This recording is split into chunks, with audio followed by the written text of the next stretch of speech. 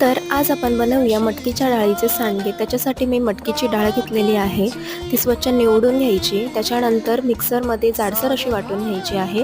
त्याच्यामध्ये भरपूर अशी लसूण, हळद, लाल तिखट आणि कोथिंबीर हे सर्व टाकून मिश्रण एकजीव करून घेऊन आपण पिठाचा छान गोळा बनवून घ्यायचा आहे। इथे पाण्याचाच वापर करायचा आहे, तेलाचा वापर अजिबात करायचा नाहीये।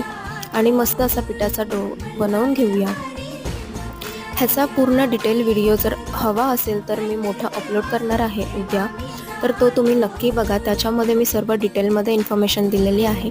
आणि आता आपण सांडगे तोडून घेऊया। छान पद्धतीने सांडगे बारीक बारीक तोडून घ्यायचे, 3-4 दिवस उन्हामध्ये सुकत ठेवायचे आणि वर्षभर आपले हे सांडगे छान पद्धतीने टिकू शकतात। कडकडीत सुकल्यानंतर आपण हवाबंद डब्यामध्ये भरून ठेवायचे आणि आपण वर्षभर याचा आस्वाद घेऊ शकतो। व्हिडिओ आवडला असेल तर चॅनलला लाईक, शेअर, सबस्क्राईब नक्की करा। तोपर्यंत बाय बाय।